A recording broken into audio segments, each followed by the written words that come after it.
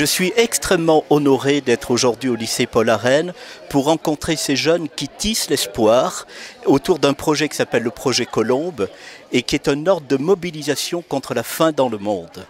Et s'il est une cause qui mérite d'être radicalement défendue, c'est bien celle-ci, puisque le scandale est devenu tellement quotidien avec ces 900 millions de personnes qui meurent, nous dit-on, de malnutrition chaque année, que ce scandale ne scandalise plus. Il s'est inscrit dans un quotidien qui soulève très rarement l'indignation. Et ces jeunes nous rappellent à nous aujourd'hui que cette situation est insoutenable et qu'il ne faut pas tolérer l'intolérable.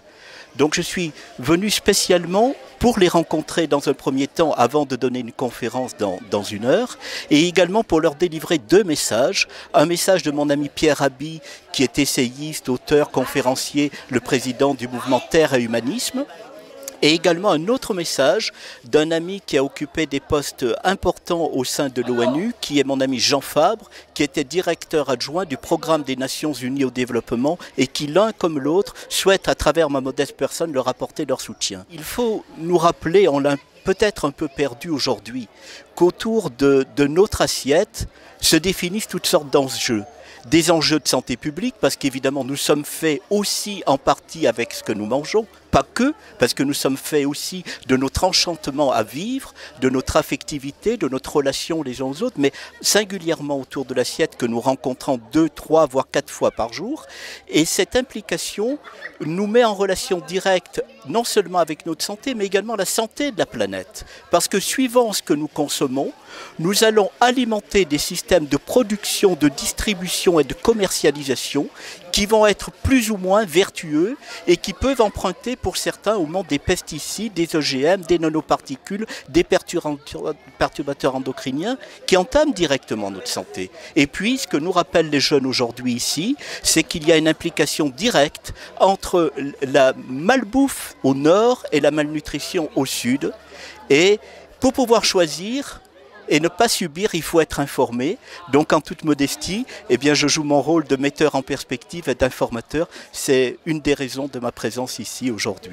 Un immense merci au lycée et à tous ces jeunes qui tissent le projet Colombe. Remerciez vous, les élèves, parce que tout le travail qui a été réalisé, c'est grâce à vous. Je remercie aussi les élèves de seconde GA qui sont là pour prendre le relais des terminales GA. On en a discuté ensemble. On n'a pas eu l'unanimité, merci, mais 90% des élèves ont répondu présent. Donc ce projet, vous prenez le relais, c'est un passage de relais, et ça c'est extrêmement important. Et particulièrement aussi mes remerciements qui vont à Philippe Courbon, déjà pour son soutien de la classe de terminale GA sur leur projet, le projet Colombe, qui est un cri d'espoir pour le venir. C'est un premier pas qui est fait, mais je pense qu'il ne peut qu'à aboutir. C'est un projet qui va aboutir et j'en suis convaincu. Et voilà, donc on va œuvrer tous ensemble, petit à petit, avec nos petits pas, mais avec nos petits moyens. Mais ça va prendre de l'ampleur et de plus en plus, des gens vont adhérer et on va arriver à changer les choses pour les générations futures. Oh, je vais vous donner le cœur du cœur, pour ne pas vous donner des réponses langue de bois.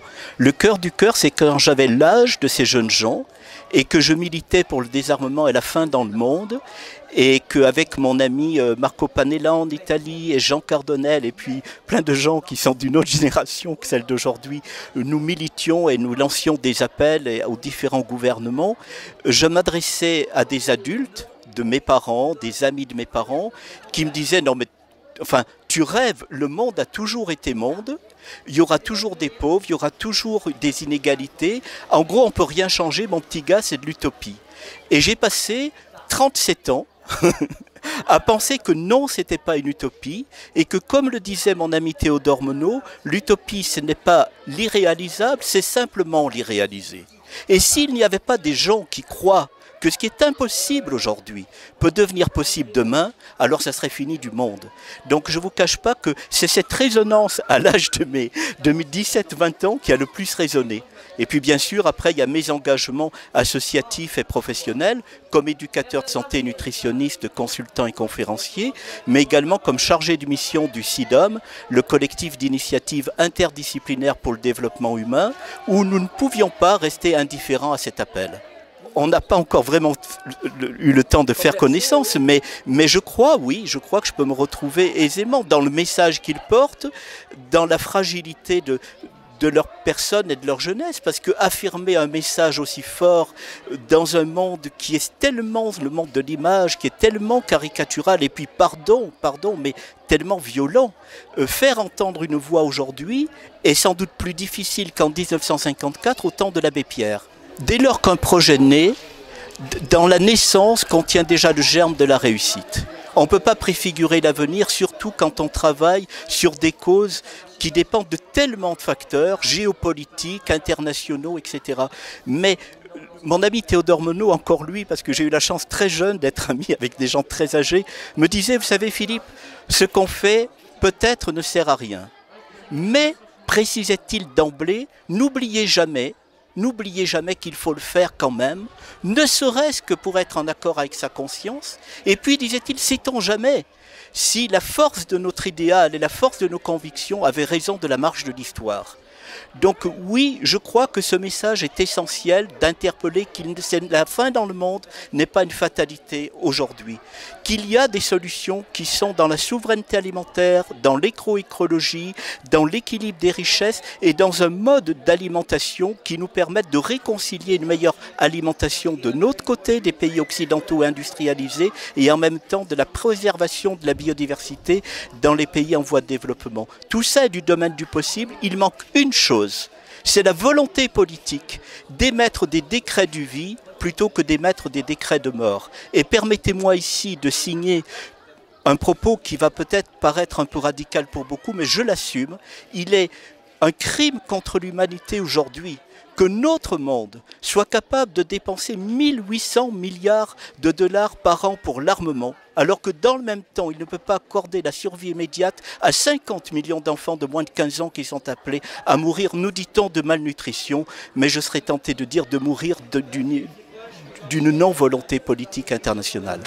À l'époque, quand j'avais une vingtaine d'années, et que j'étais engagé pour la cause du désarmement et pour la faim dans le monde, et rassurez-vous, je le suis encore, et puis qu'avec mon ami Jean Fabre et puis d'autres personnes que vous ne connaissez pas parce qu'elles ont pris de l'âge, elles sont même encore plus âgées que moi, c'est vous dire, c'est pas rien, mais comme Jean Cardonel qui était un prêtre dominicain mais très engagé, très humaniste, et puis un député du Partito Radicale en Italie à l'époque s'appelait Marco Panella, ont lancé un appel pour dire qu'avec 4%, à l'époque, 4% du budget mondial de l'armement, on pouvait accorder la survie immédiate à 50 millions d'enfants. L'appel, il est à plusieurs niveaux. Il s'adresse d'abord à nous-mêmes, de savoir en quoi nous sommes soumis à un système inique, injuste et qui privilégie la cupidité. Ensuite, il s'adresse aux responsables, qu'ils soient politiques, associatifs ou internationaux, pour qu'ils retrouvent un sens éthique de la responsabilité. Parce que cette responsabilité pèse sur nos consciences d'hommes et de femmes libres, de porter une espérance pour le monde d'aujourd'hui et pour le monde de demain. Et ça ne compose pas avec le monde de l'économie, ça ne compose pas avec un pragmatisme qui oublierait la valeur de l'humain.